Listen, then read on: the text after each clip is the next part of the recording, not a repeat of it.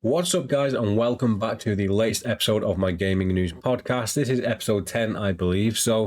Last time we were on, we talked about the PlayStation State of Play and what was going on in that one. And obviously, we had the lead up to the whole not E3 weekend where we had the Xbox and Bethesda Game Show, PC Gamer Show, the Jeff Keighley, what's it called? Summer Game Fest show, and lots of other ones. It's been a couple of weeks since that now, so I think so much has been announced over the last couple of weeks that this is going to be impossible to talk about everything. So what I'm going to do is I'm going to do the usual. I'm going to talk about some of the things I've been playing over the last couple of weeks, and then I'm going to talk about some of the things over the last couple of weeks news-wise which has interested me because there's been so much. So I'm going to try and narrow it down to just the ones that stood out to me.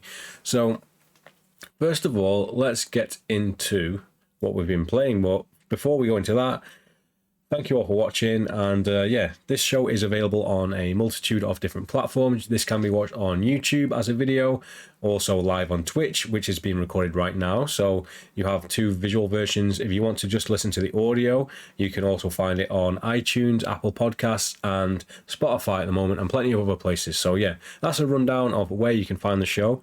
So let's get on with it then. So what have I been playing in the last couple of weeks? So first of all, let's talk about what I've already mentioned in a previous one, and that is the game Returnal. So I'd pretty much done the majority of things in Elden Ring, and I just needed to get onto something new. So last week or the week before that, I started Returnal, and I've been having an absolute blast with the game. It's very difficult, and I'm not sure what I spoke about last time I was on, but I do remember telling you guys that I was having a hard time beating the first boss. I actually got past the first and second boss and went straight through onto the third level and killed the third boss with a lot of ease, actually. So I think I'm on the fourth or fifth level now of the game, but the difficulty spike has really hit me now, because one part about the game is that you grind items and collectibles and power-ups throughout your run, if you will. And if you die, you lose all of that. So I was on such a good run because I went from level 1 to 2 to 3 in pretty much one run, one sitting. So I had all like the best health upgrades, all the best weapon upgrades, and all of those things. And I was doing really well in the level I was on. But I died and I lost all of that. So now I've been stuck in a loop of running between, I think it's level 4 and 5. I'm not sure it's 3 and 4 or 4 or 5, but I've just been looping these two levels.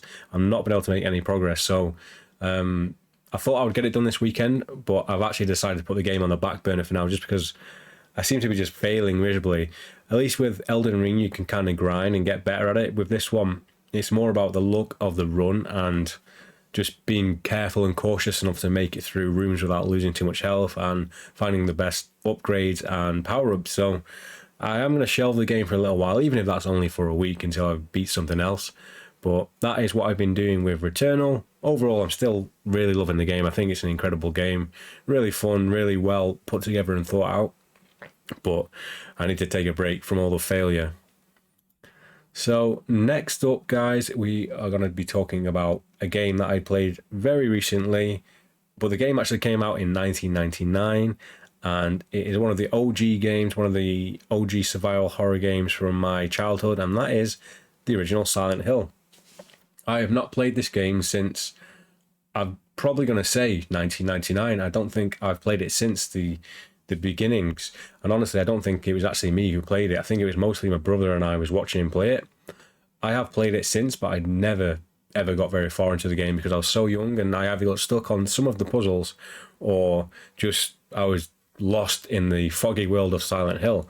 But I decided I was gonna get that game on, play it on stream, and just have this fresh take on the series, because it's been such a long time. Obviously, I don't know how old I've been, like 8 or 9-year-old brain can not comprehend the whole themes and depth of Silent Hill. So playing it now, all these years later, I absolutely loved the game, honestly. I thought the atmosphere was really good.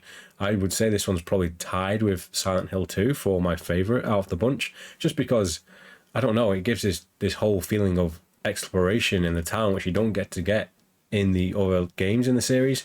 They seem to be more sort of condensed and confined to a specific area, whereas this one you get to like free reign of the town. And that's one thing which kind of is a difference between Resident Evil. With Resident Evil 1, you're in the mansion and there's a sense of confinement. You're trapped in this mansion.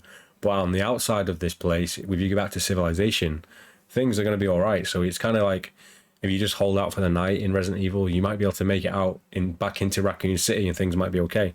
In this game, everything is covered in a mist and all of the city's escapes have just been blocked off. All the roads have collapsed. So even though you are in an open wide city, you get the feeling that you're not safe anywhere. This whole town is just a ghost town. So the atmosphere in that game is incredible. The sound is incredible. The graphics are very dated now, with it coming out in 1999. The faces are extremely pixelated. And I honestly think if they can nail the atmosphere, and if they remade this game in, like, say, Unreal Engine 5 or something like that, with similar sort of gameplay as the Resident Evil 2 remake, obviously not as much action, more atmosphere, I think it would absolutely make a shit ton of money. But what we did learn in our playthrough of Silent Hill 1 was that we clearly didn't pay too much attention to maybe checking out some areas that were more secondary, because we got one of the worst endings in the game, I think. I'm not really sure how many different endings there are, but the ending I got was very abrupt and clearly not the good ending or the true ending of the story. So, I mean, that does suck for a playthrough on my YouTube channel, but at the same time, it just gives me more reason to go back and play it again. We're finishing Silent Hill 1999. I am excited to be playing Silent Hill 2 again for the first time in a while. Since the original release, I would even say. So being able to play the Enhanced Edition on PC, which is going to be really, really cool. Cannot wait to play that. Cannot wait to stream that. So yeah, Silent Hill. What a game. 1999 still holds up, besides Harry Mason's giant feet and his pixelated feet. So next up, what are we going to be talking about? So one other thing that I did play this week, which was something we started also on stream, is the latest installment of the Dark Pictures anthology series, House of Ashes. Now, I wanted to get up to date with these games before The Quarry came out, which is a similar game by the original makers of Until Dawn. So I wanted to get Houses of Ashes done before I can move on to that. There is a new game in this Dark Pictures anthology game series coming out later this year, I believe. But House of Ashes is one where it's set in sort of Afghanistan or somewhere around there, and you are in a military group and you're sent to find some temples. I think that's it. Or you're just trying to find some like enemy camp and you end up in a temple. But this one ditches the fixed camera angles and goes for more of a third-person exploration title where you can actually walk around and move the cameras.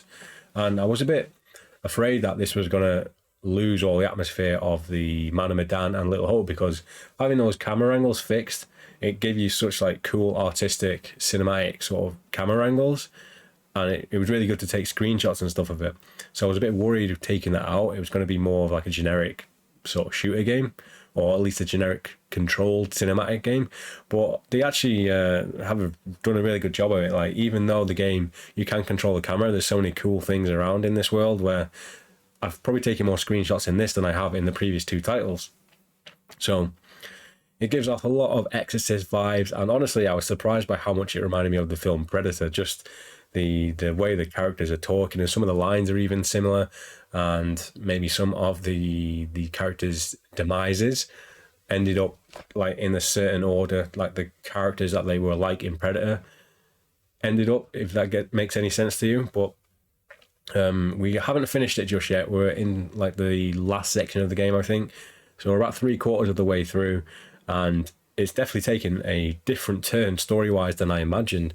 And I'm quite interested in finding out the mystery and figuring out what the hell's going on. But I've been having a blast playing House of Ashes, and out of all of the three so far of the Dark Pictures games, I feel like this is the one I want to go back the most, just to see how things can be done differently, because it seems like there is a lot more of choice in this one. But then again, I'm not quite sure what it would be like until I actually play it. So that is House of Ashes. Hopefully we get to finish that within the next few days. So let's move on. Yo, Lee, how you doing? Was that a cheer? So,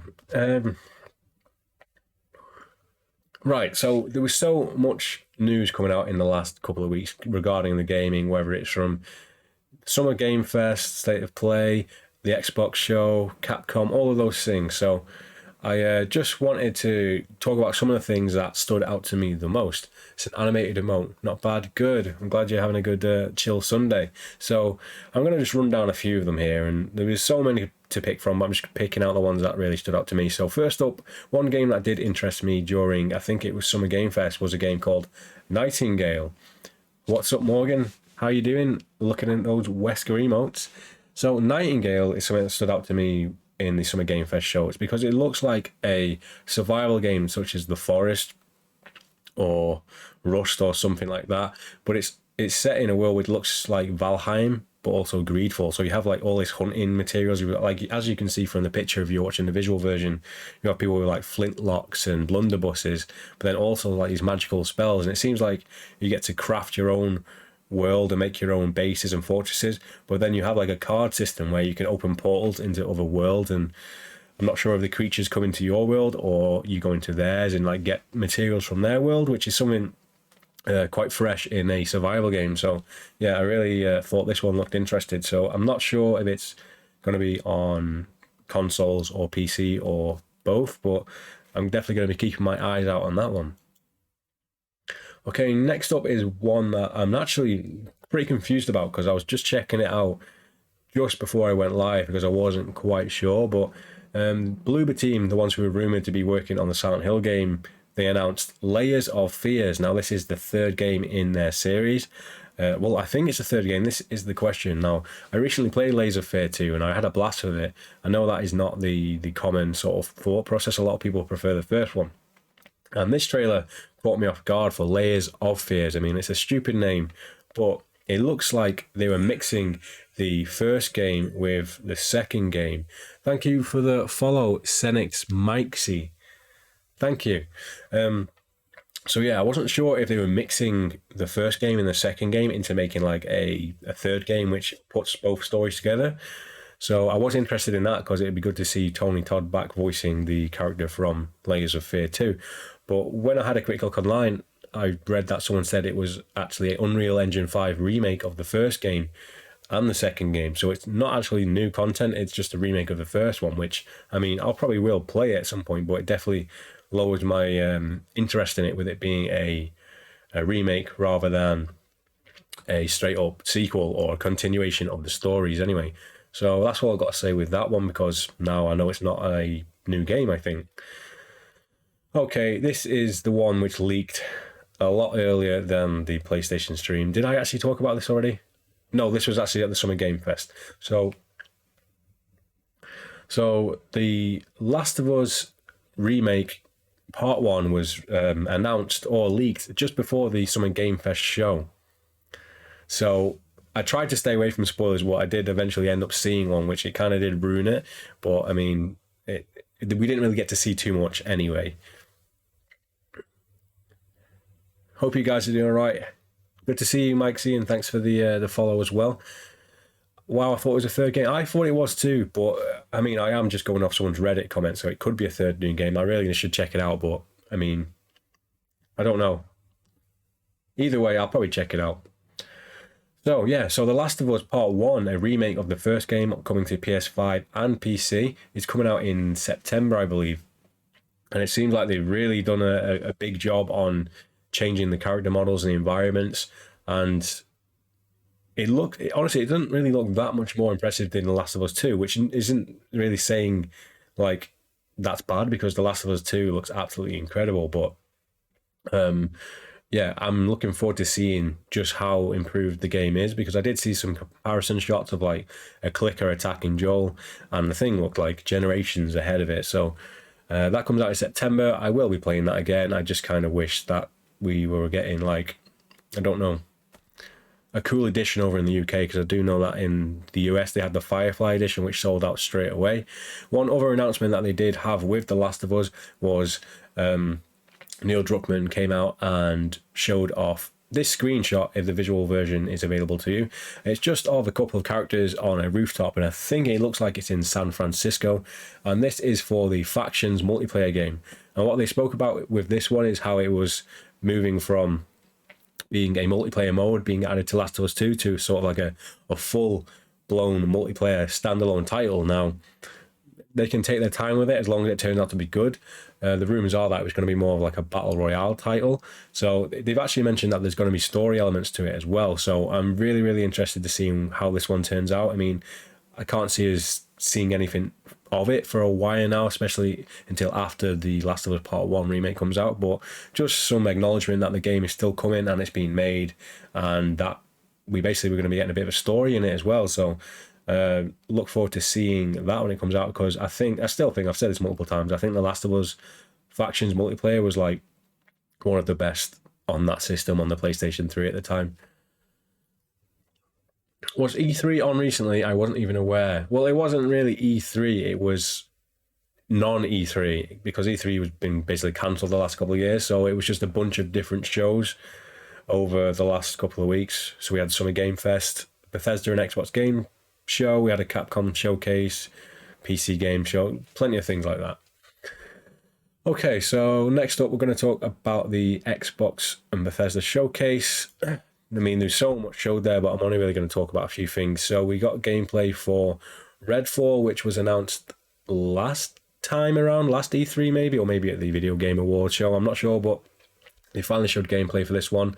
And I mean, I'm a little bit more optimistic about playing this one now. It's a sort of a co-op adventure. You can play it single player if you want, and it's about basically a town gets taken over by vampires and turns this town into their nest, where they just go out and feast on people, and you are essentially one or up to four people who are in this town trying to take it back from the vampires. So you're hunting down these hives and nests of vampires with all the different types of skills and powers. I think you have just straight up like weaponry and stakes and stuff, but then you have people who can use some weird time bubbles and they can project images and stuff. I'm not really sure, but I am quite looking forward to playing this one as well. With it being on Xbox Game Pass, I mean, there's no reason for me not to try it out. Thank you for the follow. So Left 4 Dead, but with vampires, that is one of the initial problems and thoughts that I was thinking when it came out, but it seems like it's more of a story-based game, but you can play it co-op. So think more like Far Cry, or it's made by Arcane Studios. They made Prey, Dishonored, Deathloop just recently, and all of those type of games. So it's more of a story game in a specific world and location, but with multiplayer elements around it. So yeah, a bit more like Dead Island, but a bit more polished, I would imagine, a bit more story focused and upgrade. Like, I don't think it'd be full of loot. I think it'd be more based around stories and taking down outposts and big bosses. I'm not sure, but I think I am definitely going to be interested in checking it out. So that might be one we could all co-op at some point. I think it's coming to PC Game Pass as well, obviously. Sounds good then. Yeah, I'm definitely more interested in that type of thing than just a Left 4 Dead game with vampires. So we don't have a release date for this one. It was supposed to come out this summer, but it's been delayed until next year, so maybe it'll be an early next year title. So next up is a game that has been announced for a fair amount of time now, and it's finally got a release date. They've been promising that's coming out in 2022 for such a long time, and that is Scorm. We got a new trailer for Scorm. This is the game that heavily takes the visuals from H.R. Geiger, who made the Alien films. Well, he made the design of the Xenomorph. And this game looks just disgusting and creepy as hell. We saw some gameplay footage of it where it was actually voiced over by Doug Bradley, the guy who plays Hellraiser in the Pinhead movies. And even in the voiceover for this trailer, he mentioned how there is combat, but it's not the main focus of the game. The game is more focused on exploration and trying to sort of survive, essentially. Definitely alien vibes. It's like one-to-one. It's uncanny. But it's coming out this October, so we've got a lot of good horror games coming out in the remainder of this year, and I'm definitely looking forward to playing this one. Yeah, again, I think most of these ones I'm going to be talking about on the Xbox show are coming to Game Pass as well, so it's just going to be there day one. So I'm looking to play this disgusting game where I think one shot where they started the trailer off, it was like just some dude's bare legs and like a giant tentacle coming out between his legs, and I mean, it wasn't his penis, but it was some weird ass dodgy alien umbilical cord, not umbrellical. So yeah, I'm gonna be playing that one definitely. Just hoping it lives up to the Geiger-esque hype. Alien vibes. Yeah. Next up is one that I am intrigued to play because I've never played one of these games. I've always wanted to check them out, and I know they've been a bit hit and miss throughout the years. And I mean, there's a whole Blizzard thing going on, but I think this was actually announced a while ago. But we saw a gameplay trailer for Diablo 4, and this game looks metal as fuck. It just looks like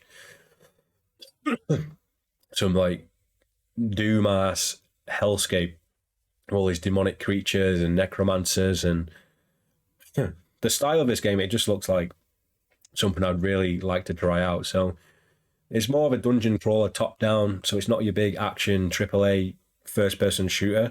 It's more of a sort of looter shooter dungeon crawler. But the look of it and the creatures and the vibe of it, it just this one makes me interested in playing it. So I'm not sure when this one's coming out. I don't think it's actually had a date, but I would assume it's coming out next year. This one isn't on Game Pass, but it's coming to consoles and PC, so it will be there available. Diablo 4, didn't know that was coming, Lee says. Yeah, I forgot it was actually announced. So when it was re-announced with this trailer, I was kind of surprised. I thought it was like a new reveal, but it was announced a while ago, actually. So I would have liked to, because they just remastered 2. Maybe I'll jump onto that and give it a go. Okay, now this is probably the one that most people have been talking about over the last couple of weeks for its reveal. It's a game that's highly anticipated after the previous titles by the people who made it. Obviously, these games have a lot of intrigue and a lot of sort of wonder, and people get lost in these games. So the last thing I want to be talking about, not the last thing, but we're going to be talking about Starfield by Bethesda Game Studios. This is the latest game in the big backlog of titles by Bethesda, such as the Elder Scrolls series. We've got Oblivion, Skyrim, we've got the Fallout games, Fallout 3, 4, New Vegas. And Starfield is their first new IP, new series in about 20 years, I think. And they've been holding back on us for such a long time about showing us what it's going to be. There's been a lot of No Man's Sky comparisons about what it's going to be. And when we first saw this gameplay trailer, like it actually exceeded my expectations of what it was going to be, because the whole world just seems incredible. Like some of the locations and landscapes that we saw in that trailer, it just looks so varied and different. And that's what's so good about those games like Skyrim and Fallout. I love just going into the opening scenes of those games are always so good when you first leave the vault or you first leave a cave and you get to see the wide open world and you can go anywhere. It's just amplified in this, where you get to go and build your own ship, fly off to any random planet, and the chances are you're going to find something cool there. So that is a lot like No Man's Sky, but the fact is Bethesda has catered a story and location and reason for these planets to be there. There will be some procedurally generated planets out there, which is just a rock with nothing on it, but pretty visuals maybe. But a lot of them will have content on them. So yeah, this is definitely the title that I'm interested the most in, sort of as the mystery. I'm looking forward to just getting that game, installing it, getting out into the open world and just seeing what everyone else is saying. It's all about like talking with other people about what planets they've explored or these random things they found in the corner of the universe. There's supposed to be 1,000 planets or more in this game, so I'm not sure how it works. I'm curious to see how big you can make the ships. Yeah, that's going to be your thing. It depends if there's going to be like some kind of docking animation on like a big starship, because if you make this gigantic like cock and ball shaped ship, you're not going to be able to dock that thing. So I'm intrigued about how that works or what kind of ship I'm going to make. Because honestly, I don't know. There's something about building a spaceship that doesn't really appeal to me until I see it, and maybe I can recreate like the Nostromo or something. I'm not really sure. But yeah, Starfield is looking really cool. Yeah, these podcasts really do a number on my throat and chest after COVID, so I still haven't 100% recovered from it. Cock and balls and dock, yeah. So if anyone is listening to the audio version and it's like 7 a.m. and I'm on their drive to work, then yeah, You might have just, I might have just woken you up a bit there. Obviously, making a cock and ball ship. Yeah, I'm curious. What ship would I make? I'd probably try and recreate something cool from like a movie or something. But yeah, Starfield's looking good. Obviously, it was delayed until 2023. We don't know how far into 2023. They can take as long as they want because, I mean, some of the gameplay did look a bit. It looked like it had some performance issues. So if it gives them all the time in the world to polish this one up, the last thing we need is this game coming out and it's like Cyberpunk. So I want it to be just as bug free as possible, which is asking something for a Bethesda game. Okay, last up on this lineup, I mean, there's been so many things that were announced which I don't have the time to talk about or the voice capacity to go on that long for. So, last thing that was announced here that really sort of interested me was about a week or so after the last E3 thing, and it was the reveal of the Final Fantasy Remake Part 2. Obviously, we have the Crisis Core being a remake or remaster as well. I only got into the Final Fantasy series last year, actually, so I mean, there's going to be a lot of people who are a lot more hyped than me about this series, but when I did play 7, I loved it. I haven't played any of the other sort of spin-offs of the game like Crisis Core, so being able to play Crisis Core for the first time and just getting more of this world and more of this story before Remake of Part 2 comes out, I'm going to be there for it. I mean, I haven't even played the remake of 7 yet. I think I might even wait like a year or two and just try and play as many of them when they're out instead of playing one and waiting a year to play the next one. So I still have the rest of 13 and 15 to go anyway, so I should be playing for quite some time. But if you are watching the visual version, you'll see the screenshot there from the trailer of Final Fantasy Remake Rebirth, it's called, this one. And the graphics look insane on it. Like, I don't know how that is even possible. It looks better than 16 in my opinion, but yeah, it's going to be really cool. They've announced that it's going to be the third title it's going to be the second out of 3 games. So the Final Fantasy Remake will be a total of 3 games. So at least we have some kind of confirmation about how long it's going to go on. So we won't have to wait, hopefully, until 2030 for this story to wrap up. But yeah, I'm interested to see what Crisis Core is like, what this is going to be like, what games and DLCs and expansions they make in between, and what else they do afterwards. Because, I mean, from what I have heard about the remake is they kind of change the story around in a lot. So there could be a sequel to this or something, but interested to play this. It's not coming out till next winter.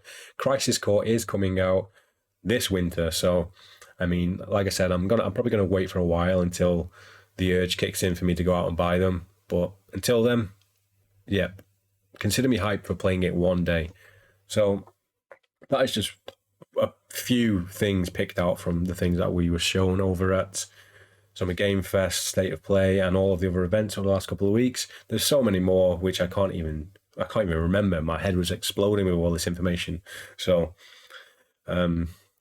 next time we'll have to try and get more of a regular podcast schedule out around E3 weekend, maybe one for each of the events, just so we don't have to like shorten it down into a 30-40 minute podcast. But we will see. Next winter, yeah, when hell freezes over, we'll be playing Final Fantasy on our PS5 Pros. Part 3 2038. It's totally possible. It's also could be a Blade Runner sequel. Anyways, guys, I hope you've enjoyed listening to this podcast or watching it wherever you watched it, YouTube, Twitch, Apple Podcast, or Spotify. Thank you so much, and I really do appreciate it. Obviously, if you are watching it on a visual version, you have the opportunity to leave me a comment down below either in the chat or in the comment section to let me know what you think, or some of your thoughts about any of the things that I've spoken about today, or some of the things that you're interested in that I might have missed out on. And yeah, that's going to be it for this week's podcast. So I'm not quite sure when you'll see me with the next one, whenever some considerable information comes out on games I'm interested in. But until then, I will see you next time.